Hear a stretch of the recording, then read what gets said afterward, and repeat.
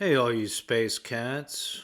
Welcome to the Black Hole Podcast, Season 7, Episode 11. I'm your host, Mitch Miller, presidential candidate, the most neutral candidate in the world, possibly the most neutral male in the world, and the most transparent candidate in the history of the world. I'm neutral. I'll go into this. I'm neutral because I studied the media. I have a degree from a university in basically media, specifically film, but we studied all types of media and psychology, social issues. So I'm not, I can see through the media and I can see their motives. I can see when they're starting something a month out to persuade the masses to do something stupid. And I can see when they're instantly trying to do it in a few seconds through advertising, how they're trying to manipulate you and use you to do their bidding. So that's one reason I'm neutral. The other reason, I don't own any corporate stock. I have no allegiance to any corporation. I've only owned corporate stock twice in my life. They were both brief periods of time, less than a year. They were 401k programs through employers, and I didn't really have a choice. I had to pretty much take the benefit. I cashed those both out shortly after leaving employment at those places and used them for legal action in both cases. The only way I would own stock is to buy one share of a major corporation or one ownership share of multiple, well, we'll just say one corporation, probably multinational corporation, buy one share, and then I would approach that company about doing a full-scale investigation since I'm part owner of the company. Full-scale investigation of the entire corporation. Or I would approach a court of law or a civil court to make the argument that I should be allowed full access to everything within the corporation, all communications, all information, so that I can do a full investigation to make sure that they are working towards transparency and they're not guilty of any fraud or corruption or malfeasance. And the last reason I am neutral, well, there are many other reasons why I'm neutral, I'm sure if you looked into it, but I'm loyal to a government that conducts itself through direct democracy. I'm loyal to a government of direct democracy. So I'm loyal to those high school class councils that conduct themselves through hand votes, direct democracy, hand vote. I'm loyal to the fraternities and sororities that elect 4 leaders to head their organization instead of just one like the United States. These fraternities and sororities that elect 4 leaders, and then those leaders guide them through meetings where they end or have multiple hand votes amongst the entire organization.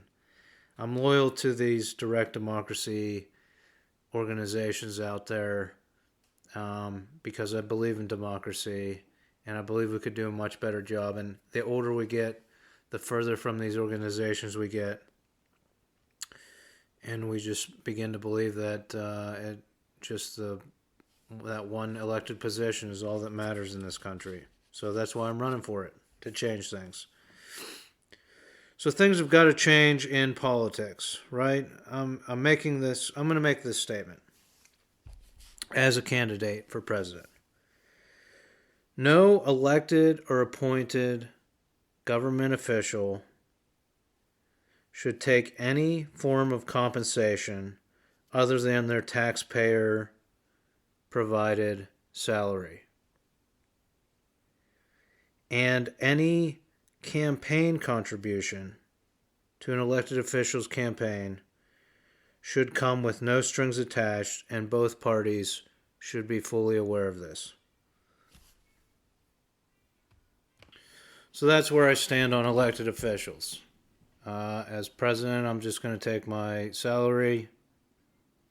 I'm not going to seek any other kind of compensation, and I'll be happy with that. And I think every elected official should operate in that regard. So I've suggested a national investigation. I've suggested on the Mitch for Mayor website. That's Mitch4Mayor.com. And I've asked for a $100,000 budget to do this. So I'm not going to go out on the campaign trail and shake down and make a bunch of speeches and stuff. Instead, I'm going to initiate an investigation of the state governments and so on and so forth. So with this budget, I would purchase a fleet-style vehicle. Basically, I would search what the most used federal fleet vehicle is at this time, and I would go out and purchase that 2 or 3 or 4-year-old vehicle, similar. I would drive it to all 50 state capitals.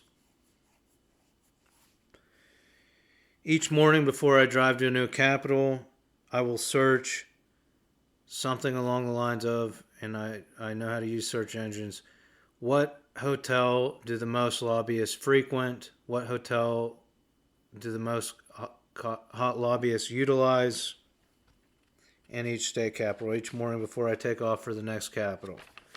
I will drive to that hotel and I will put down my debit or credit card, my ID, and ask for a vacancy and book a room in that hotel. So it could be $1,000 a night hotel, it could be $200 depending on what's going on and what type of conferences are in town and things like that. That's why I've asked for such a large budget.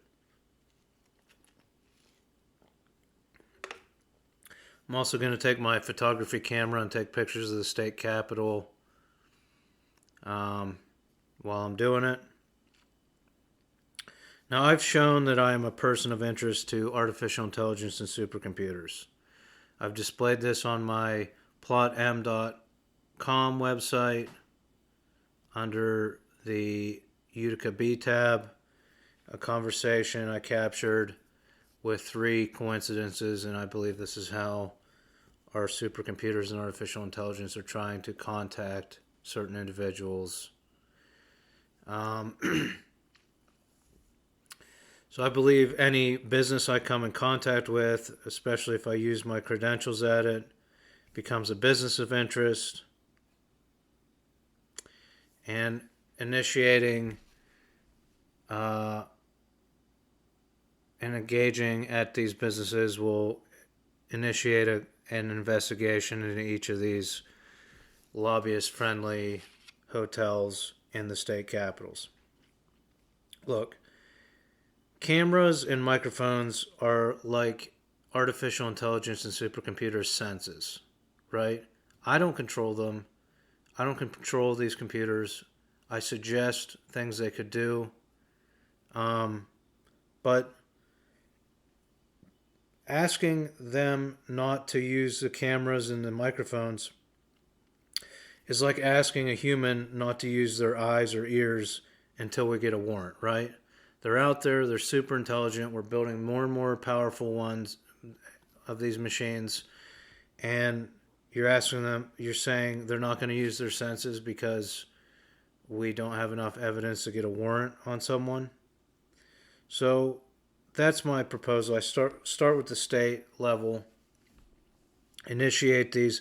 If you set the reference points, if you initiate the contact, and you just let it go, and I believe that they can override CAPTCHAs.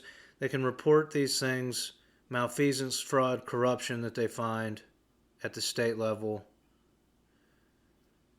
to the authorities, to the media, and they'll figure out the best way to disseminate the information. Now, it's not going to be immediate. No investigation is, but if we start now, we could clean up the government in a couple years, maybe 4 or 5 years. So the fleet vehicle, the reason for the fleet style vehicle is so that artificial intelligence supercomputers can understand this type of vehicle. Maybe if there's conversations occurring between federal government agents that are fraudulent, corrupt, they can red flag these types of situations and help protect good agents and give them outlets to be able to report bad agents. All right, the other thing I said, DC's got to change, government's got to change. Let's talk about the federal government. There's been a push. Several legislators have pushed for not allowing Congress people to own stock, to own publicly traded stock. I agree with this. I would sign that bill. I would push for that bill. Now, many of these politicians, they sit on boards of companies, corporations, and also sit on Congress. This is insane. This is absolutely corrupt. This is corrupt behavior. They sit on the boards of companies that the government is supposed to regulate. Now, this is ridiculous. So I don't think as I said, anyone, even if they're not being compensated to sit on the board, if they dodge it by that way, I don't think they should be sitting on boards of corporations, companies. Now, I've pointed out that, so we're going to cut down on that, right? I'm going to push on that. I pointed out that Trump had a hotel where many lobbyists could have set up shop and operated out of in D.C. while he was president. He's not the only one, all right? I just pointed out because I saw it before it was reported in the media, and it really stuck out to me. The president having something that blatantly corrupt, in my opinion. He's not the only one. There are tons of Congress people, of politicians that own businesses in Washington, D.C. I don't think they should be able to own businesses in Washington, D.C. I think they should have to release their businesses. And I know Trump put it in a trust or whatever too. I'm talking they should never even had an interest in D.C. So here's my pitch. It's called the D.C. hot dog stand rule. And this is a metric by which artificial intelligence supercomputers can judge all businesses in the D.C. in the District of Columbia. Congresspeople, politicians are only allowed to own, the only business they can own in Washington, D.C. is a hot dog stand. They're mobile, they're small. When they aren't an elected official anymore, they can roll them out of D.C. and someone can roll another hot dog stand in.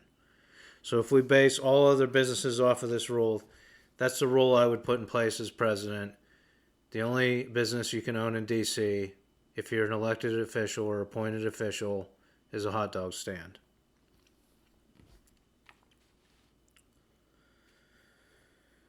All right, the last thing I'll talk about that I'll take a stance on. Look, there's tons of tax law, and there's lots of people that dodge taxes. We have concentrated the wealth in the hands of so few, it shouldn't be hard to get the taxes out of these people, but they dodge them. They're not paying their taxes. And it seems simple to me. People who have foreign bank accounts, U.S. citizens that have bank accounts overseas, outside of the United States, I think it's a red flag. It's a red flag for people trying to dodge their taxes or do something malfeasant. So I'm going to set up a hotline for people to report U.S. citizens that have bank accounts outside of the United States. And if a foreign government takes issue with this hotline or this policy, they can challenge me to a duel. So we'll set up a hotline and we will investigate any U.S. citizen with bank accounts outside of the United States specifically looking into if they're dodging taxes, but we will look into other fraudulent and corrupt behavior and malfeasance. Excuse me. Now let's move on to fundraising. So for the state capital, the national investigation that I proposed, I think every state governor should pitch in $2,000 apiece to help clean up their state government, right? 50 states, 50 state governors, $2,000 apiece, pitch in, start this investigation. I'll have my $100,000 budget. So come on, governors. What's the worst that can happen? You cut corruption in half or eliminate it totally. You don't have $2,000? I'm waiting. Other fundraising ideas. We have millionaires, wealthy people with lake houses, right? A lot of wealthy people like to live on lakes. I'm an avid wakeboarder. I've never landed a flip. I've tried to land. I've come close to landing a flip. I also have been on working class equipment, the type of boats that a working class salary can get you. I've never really, the closest I came to landing a flip was behind a ski nautique professional equipment. So if I had the right equipment, I might be able to do it. A lot of people live on lake houses. So here's what I'm proposing. And this is what a 40-year-old presidential candidate can do that an 81-year-old presidential candidate can't do. We have these laser tag technology, these laser guns and vests and stuff.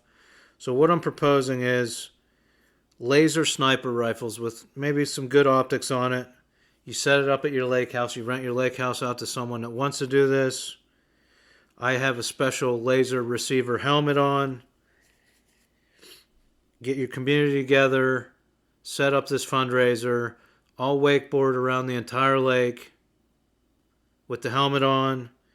You get one shot with the laser sniper rifle at my head. I'm going to be dodging and weaving as much as I can. Probably have to train for this a little bit.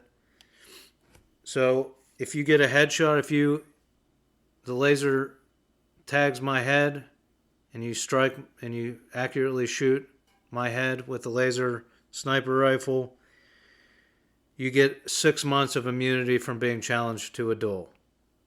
Right? We have the duel.us website where we decide who I'll challenge to a duel through direct democracy. People vote and discuss. Possibly other people will get on board with challenging executives and millionaires and billionaires to duels. So this buys you 6 months immunity as per my peace treaty that I have published on mitchformayor.com. So maybe some of the good millionaires that kept their money in the United States, that kept their bank accounts in the United States, will get on board with this. And it's a $2,000 buy-in. $2,000. We'll have a team that sets up the sniper rifle in your house. You can move it around. We'll do a test run around the lake with another boat so you can fire once and try to hit a target, or fire a couple times, hit a target. We might even link it up with your TV so that you can see if you hit. If not, we'll have the results later in the day posted to your email or something. All right. Other wealthy people own houses on golf courses. And so we're going to do the same laser tag headshot scenario, but it's going to be at night. That's right, night vision, huh? A little bit of technology, night vision scope. And I am going to ride my unicycle across the golf course, all 18 holes. You use your night vision scope, you get one shot at my head. I'll wear the helmet. If the laser strikes it, you get the 6 months immunity. Get together with your local golf course community and sign up for one of these fundraisers today. $2,000 buy-in. donate. All donations to the campaign go to building the Periscope platform where you vote on my vice president. If elected, you will vote through popular vote on the Secretary of State and Secretary of Treasury. You will also vote on different topics that I put up so that I know, like, do you want term limits on these politicians? I didn't mention that, but I would push for that unless you said you don't want them. So, vote for me for President of the United States. These are my fundraising ideas. I have a couple other ones involving ski resorts and things like that. And that's the other thing I would say. I'm not going to golf 100 days as president. I might snowboard 6 or 7 days, nights. But for the most part, I'm going to be at the White House doing the work of the president. So, until next time, I wish you peace, prosperity, and homeostasis.